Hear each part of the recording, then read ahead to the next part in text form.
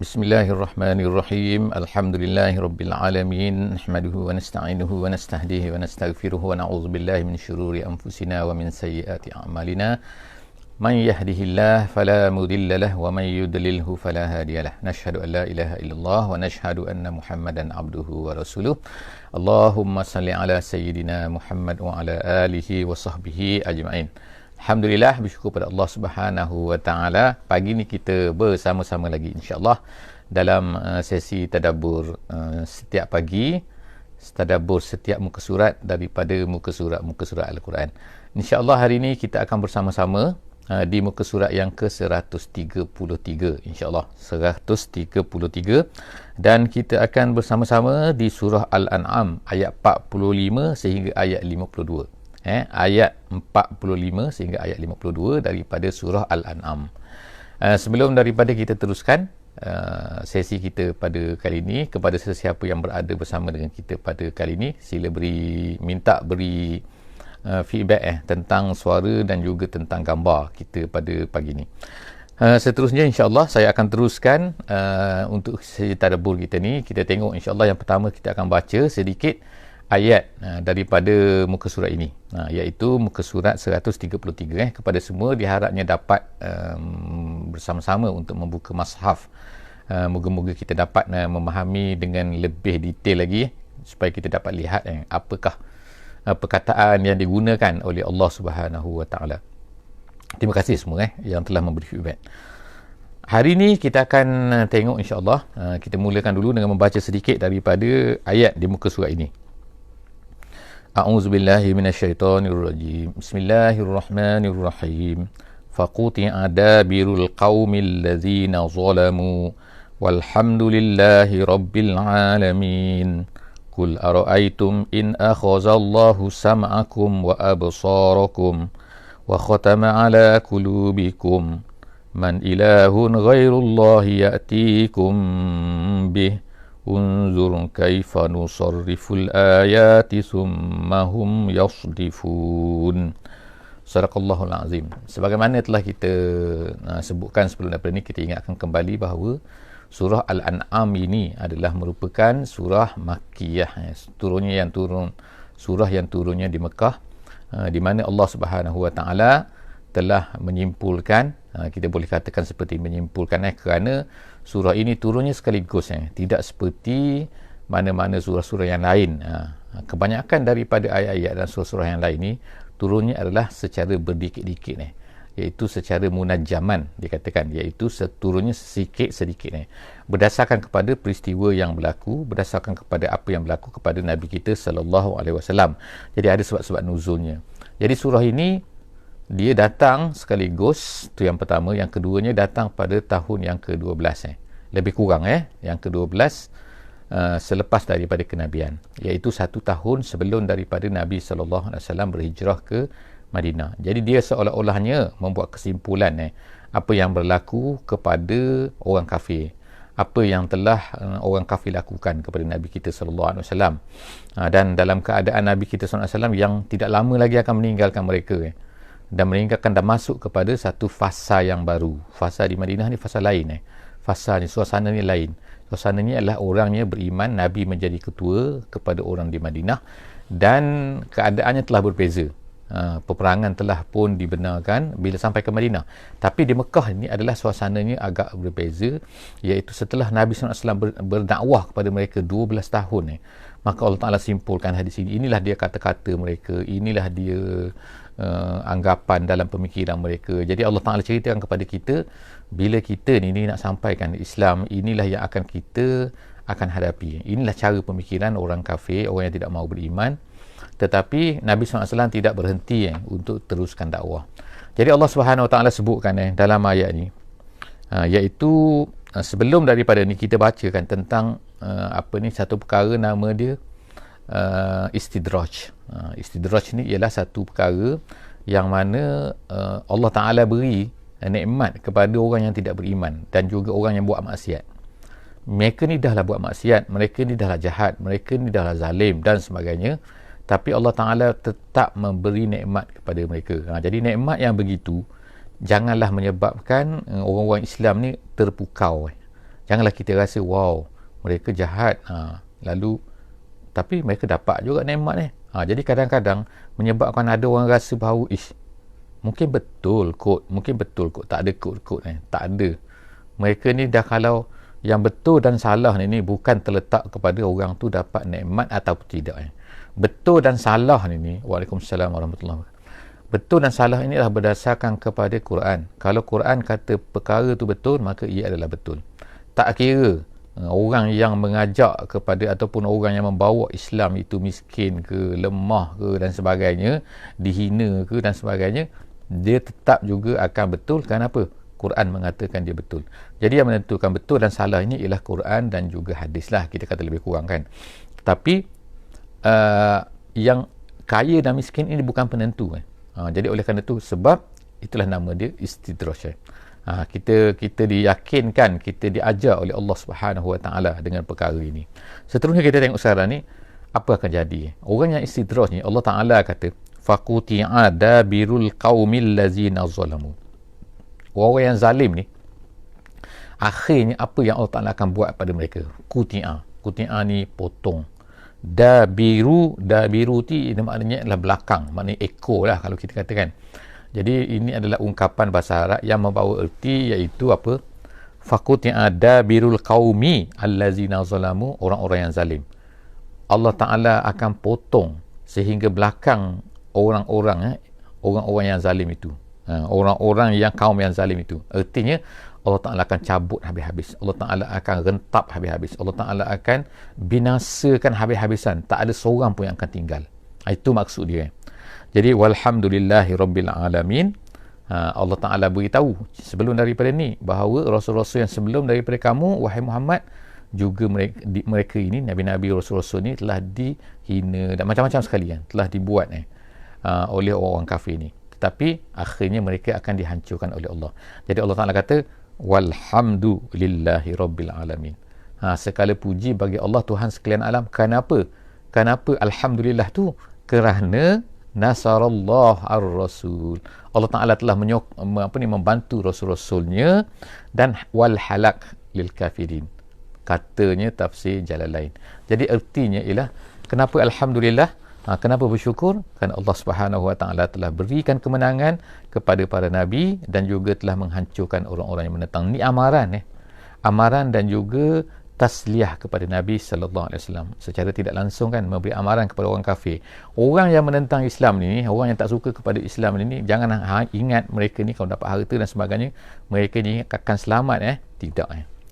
Gitu Allah Ta'ala kata fakulti. Jadi kita ni orang-orang yang bawa Islam ni kena jangan sedih kalau kita dah bawa Islam, kita jangan sedih kerana apa yang menimpa kita dan sebagainya, kerana apa? Akhirnya Allah Subhanahu Wa Taala akan menghancurkan orang-orang yang kafir. Yang penting kita ni bersama-sama dengan Islam dulu, kini dan selamanya. Kul ara'aitum in akhazallahu sam'akum. Sekarang ni Allah Ta'ala ajar lagi kan, katakan kepada orang kafir ni, kul, katakan kepada mereka, apa katakan wahai Muhammad, ara'aitum in akhazallahu sam'akum, bagaimana apa pendapat kamu kalau Allah Ta'ala ni ambil sam'akum ni, ambil ni telinga kamu. Ambil telinga maksudnya tak dengar lah kan bukan ambil telinga ni, tapi maksudnya ambil pendengaran kamu. Kalau Allah Ta'ala ambil pendengaran kamu, makna macam-macam cara lah, tak kira lah kan dengan sakit ke, dengan petir ke, dengan apa, kalau Allah Ta'ala ambil. Ataupun, dan juga absar ni mata, artinya mata mungkin ada, tapi penglihatan kamu. Allah Ta'ala ambil pendengaran kamu, Allah Ta'ala ambil mata kamu, wa khatama ala qulubikum, dan juga Allah Ta'ala cop ke atas hati kamu. Artinya cop tu artinya tak dapat faham apa-apa dah. Manusia ni kalau tak ada ni dan juga tak ada dah, tak boleh nak faham, tak boleh nak apa dah, apa akan jadi maknanya. Maka Allah Ta'ala kata, Allah Ta'ala cabarkan, man ilahun ghairullah ya'tikum bih. Siapakah Tuhan lain selain daripada Allah yang boleh bawa benda ni balik? Kalau kita kata, kalau kita hilang pendengaran, kita pergi kat doktor. Kalau kita hilang penglihatan, kita pergi kat doktor. Kita jumpa doktor. Doktor tu hanyalah berusaha. Bukan doktor boleh mengembalikan. Kalau doktor boleh mengembalikan, maknanya 100% lah. Kalau doktor boleh mengembalikan orang yang sakit, nescaya doktor tak sakit lah. Kalau boleh menghalang kematian, maka orang tak matilah kan. Tak ada manusia lah yang mati kan. Tak kan. Doktor hanya berusaha saja. Kita kalau pergi pada doktor, kita dapat pahala kerana berusaha. Tetapi yang membawa datang balik penglihatan kita kalau dah hilang, membawa datang balik pendengaran kita kalau dah hilang, kalau yang tak faham, dah tak boleh nak berfikir, tak boleh nak apa, itu semua adalah Allah Subhanahu Wa Taala kan, yang menjadi penentu kan, yang menentukan. Jadi sebab itulah Allah Taala kata kan, cabar Tuhan kamu ni, ajaklah Tuhan kamu, tanya Tuhan kamu, dia boleh buat ke? Dia boleh buat ke? Jadi Allah Subhanahu Wa Taala kata, man ilahun, ada Tuhan lain lagi yang boleh mengembalikan kepada kamu benda itu. Unzur kaifan nusarriful ayat. Tengoklah, dia kata, Allah Taala katakan, unzur, tengoklah mereka ni, tengok Muhammad, bagaimana kan nusarriful ayat, kami berikan. Nusarrifu tu makna ulang, nusarrifu makna nubayyin. Nubayyin tu menjelaskan. Jadi nusarrifu ni menjelaskan berulang kali al ayat, tanda-tanda. Ayat ni boleh jadi ayat Quran, boleh jadi juga ialah tanda-tanda, tapi maksud dua-dua sini makna datang ayat Qurannya, datang tanda-tandanya, datang buktinya. Adakah mereka ni beriman? Tak juga kan. Allah Ta'ala kata summahum yasdifun. Kemudian mereka dah dapat banyak-banyak ayat tu, mereka berpaling juga.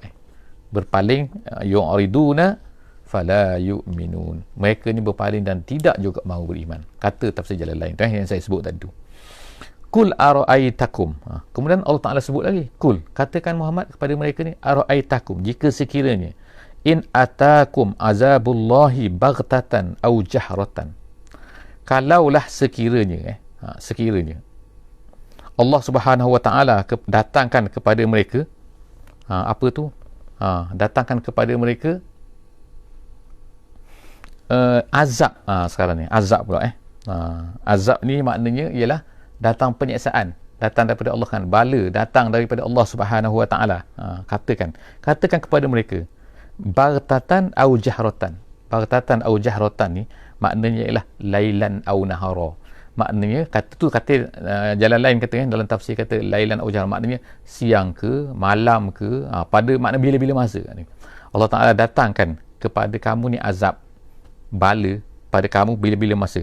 Hal yuhlaku illal qaumuz zalimun, tidakkah nanti akan dibinasakan melainkan kaum yang zalim.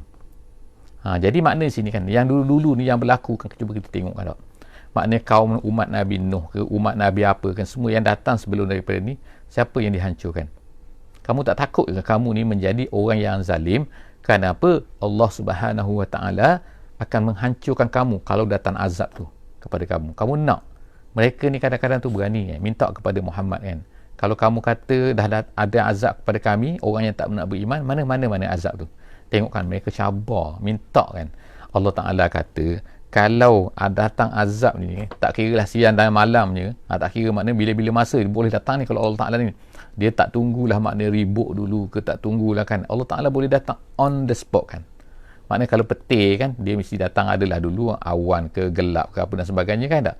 Tapi Allah Ta'ala kalau nak datangkan azab kepada kamu, dia boleh on the spot. Orang boleh mati kan on the spot, jatuh depan-depan tu saja kan boleh mati kan. Dalam bilik air, dalam tidur boleh mati kan. Maknanya bila-bila masa saja Allah Ta'ala. Maka Allah Ta'ala kata, hal yuhlak, tidakkah akan terbinasa tu melainkan kaum yang zalim tu. Seterusnya, wa ma nursilul mursalin illa mubasyirin wa munzirin. Allah Ta'ala memberitahu kepada Nabi Muhammad sallallahu alaihi wasallam, kepada kita semua, kepada manusia semua. Kenapa Allah Ta'ala utuskan rasul-rasul ni? Tak boleh ke kalau Allah Ta'ala tak utuskan rasul-rasul, tak hirau biarlah nak jadi apa pun manusia ni? Tak boleh ke? Tak. Allah Ta'ala ni sangat menyayangi hamba dia. Allah Ta'ala tak nak biarkan kita ni terkapai-kapai. Kita ni tak tahu mana betul mana salah. Mungkin zaman kita ni kita tahu sebab apa ada pendakwah-pendakwah kan. Tetapi di tempat lain, mungkin zaman akan datang kan, nanti mungkin zaman di mana orang mula sesat, jadi Allah Ta'ala tetapkan juga akan menghantar. Kalau zaman dulu, zaman sebelum Nabi Muhammad sallallahu alaihi wasallam, akan ada Allah Ta'ala utuskan al-mursalin nama dia, orang-orang yang diutuskan, iaitu nabi-nabi dan juga rasul-rasul. Tetapi zaman kita ni zaman Nabi Muhammad sallallahu alaihi wasallam, selepas daripada umat Nabi Muhammad sallallahu alaihi wasallam, Allah Ta'ala utuskan juga, bukan utus nabi, tapi iaitu Allah Ta'ala bangkitkan pendakwah-pendakwah. Jadi sebab itulah pendakwah-pendakwah ni sangat penting dalam kehidupan dalam kehidupan manusia. Kita jangan anggap bahawa pendakwah, kewujudan pendakwah ni mengganggulah perjalanan hidup kita dan sebagainya kan. Sama kita nak ikut, kita nak jadi baik, tak nak jadi baik tu cerita lain.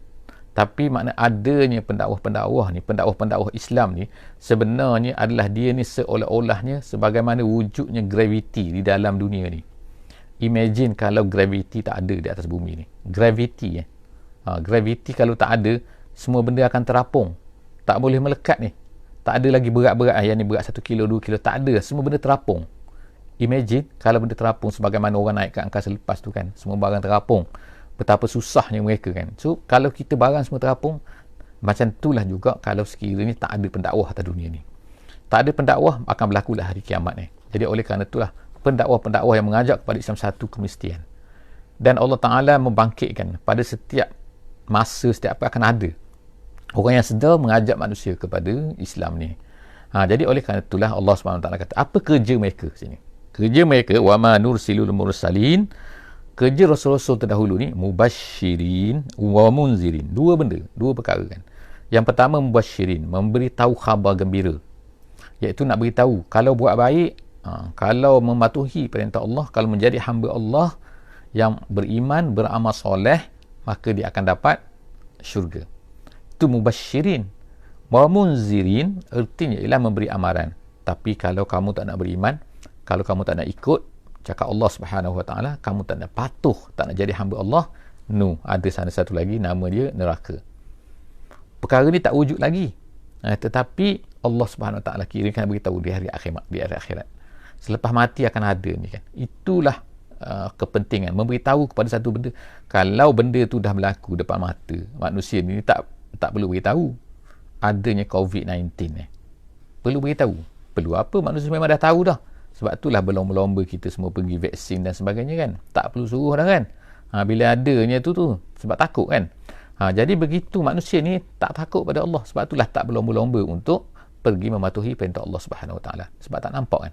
Jadi kerja Rasul-Rasul macam itulah kan. Mereka ni memberi keyakinan. Kalau macam ni, macam doktor beritahu kan, kalau tak COVID, tak cucuk, awak tengok tu kan, ramai mati tu dalam apa ni, dalam hospital.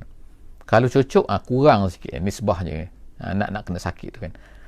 Tapi ini bukan macam tu. Ini pasti 100% kalau kamu baik, kamu beriman, kamu hamba Allah, kamu akan masuk syurga. Tu pasti. Tak ada kemungkinan 1%, 2% kan. Yang apa ni, yang tersangkut. Tak. Kalau tak ikhlas tu cerita lain. Tak ikhlas tu memang mereka ni tak ikhlas, tak layak masuk syurga kan. Jadi seterusnya Allah Subhanahu Taala kata, wa ma nursilul mursalin, kami tak utuskan rasul-rasul tu, melainkan dua benda ni lah perkara utama yang kerja mereka. Dan begitulah juga maka pada hari ini orang yang berdakwah ke jalan Allah Subhanahu Wa Taala, inilah mereka ni melakukan kerja yang sama yang dibuat oleh para rasul. Sepatutnya lah, iaitu bukan hanya memberitahu kalau buat macam ni masuk neraka, tak, tapi juga memberitahu khabar gembira. Kalau buat macam ni, masuk syurga kan. Maknanya ada dosa dan ada pahala. Faman amana wa aslaha, Allah Ta'ala kata siapa yang beriman dan juga kemudian wa aslaha, dan kemudian beramal soleh, wa aslaha, fala khawfun alaihim wala hum yahzanun. Allah Ta'ala kata maka dia tak akan takut lagi dan juga tak akan sedih. Maknanya bila manusia ni, kita dah sebut sebelum daripada ni yang berkali-kali bahawa terhimpit oleh dua benda. Depan dia tu dia ketakut. Perkara yang in the future dia akan takut masa depan. Tapi perkara yang dah belakang dia akan sedih. Apa yang dah berlaku dia akan sedih. Jadi kalaulah manusia ni terhimpit oleh dua benda ni, maka teruk hidup dia. Tak senang kan.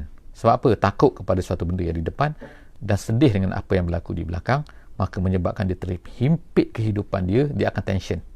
Jadi oleh kerana itulah, untuk tidak tension ni, apabila dua perkara ni hilang, manusia itu akan hilang, akan relax-relaxnya, aman sebahagia-bahagianya. Allah Ta'ala berikan kebahagiaan ini, perasaan ini kepada orang-orang siapa? Iaitu man amana wa aslaha. Man amana wa aslaha.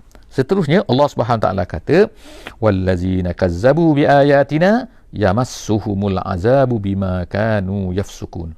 Allah Ta'ala sebutkan sekarang orang-orang yang orang mendustai ayat-ayat kami ni, orang tak nak percaya, orang yang kata merasakan bahawa tipu semua ni, apa yang dibawa oleh Nabi ni tipu, Quran ni tipu, Quran ni adalah tak betul dan sebagainya, orang-orang tu akan terkena mereka ni.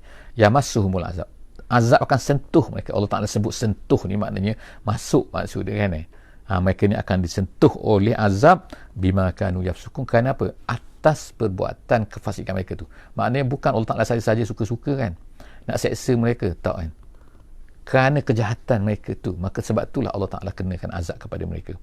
Jadi inilah maknanya kan, akidah kita akidah kita bahawa Allah Ta'ala ni kan bukannya menyeksa kita ni kan, kerana apa? Jadi disebutkan selalu di sini kan, kerana kefasikan manusia tu.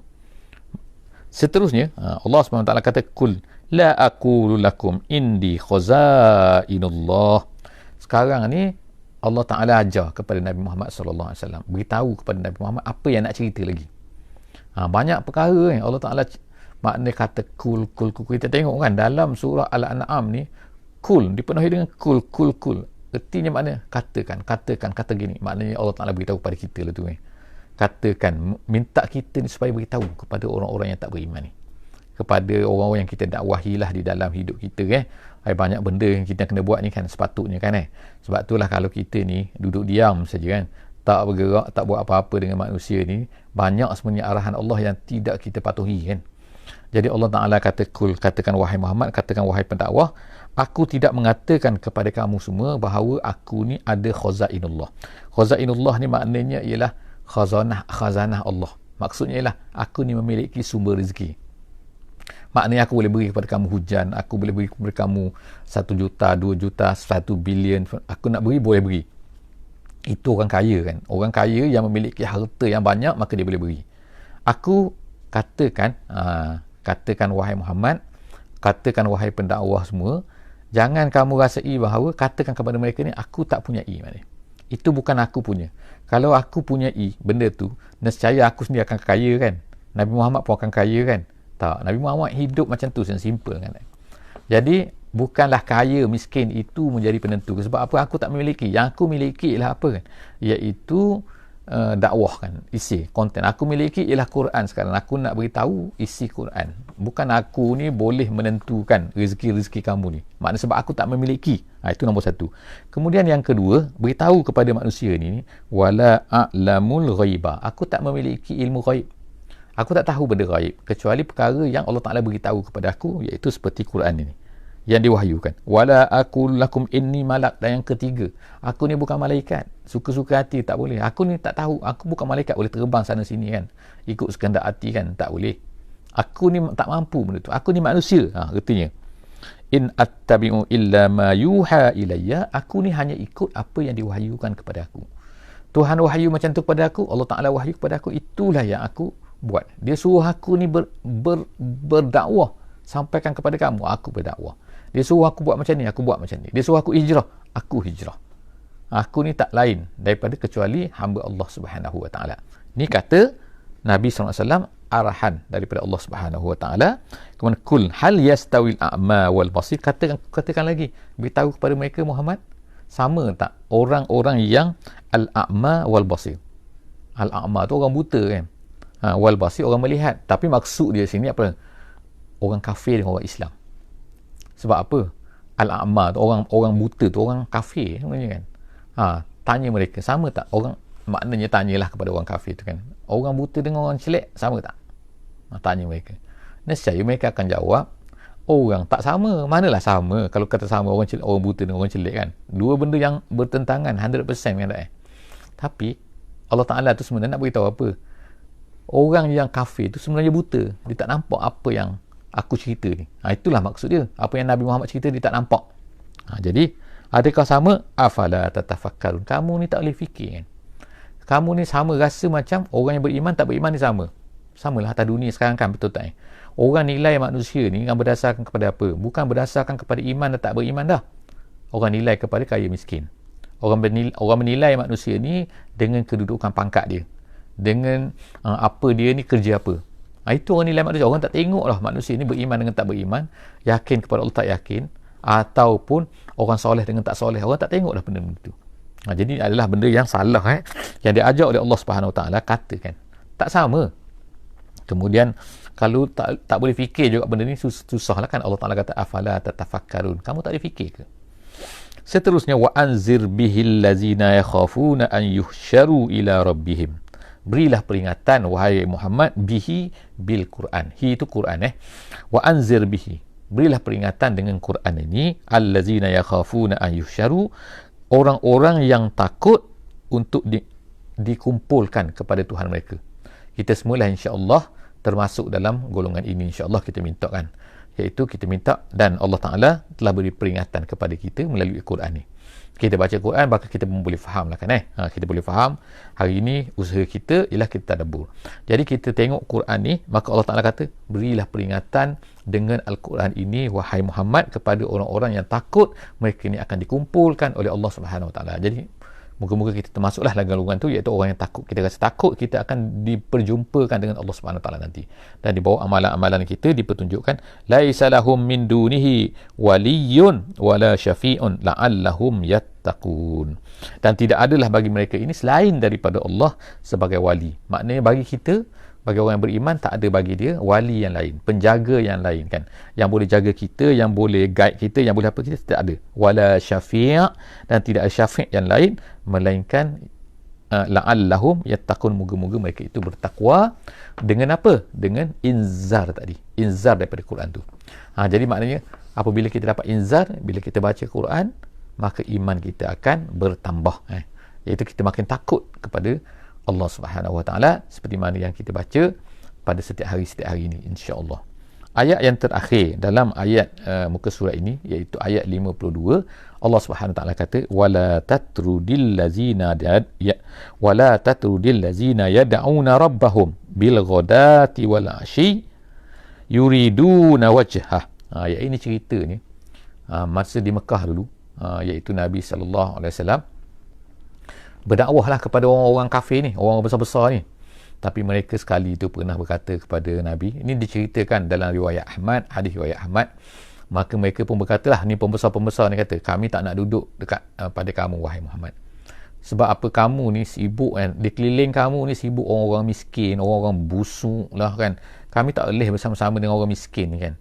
Siapa? Iaitulah kan, seperti Ammar ke, seperti Suhaib ke, seperti Khabbab ke, seperti Salman, disebutkan oleh ulama-ulama tafsir seperti dalam Al-Wasit Jadi dia sebutkan nama-nama ni, saya sebutkan nama-nama ni kan, iaitu inilah golongan-golongan yang diminta oleh pembesar-pembesar Quraisy supaya halau mereka ni. Kalau tak halau mereka ni, kami tak nak duduk dengar apa yang kamu nak ceritakan.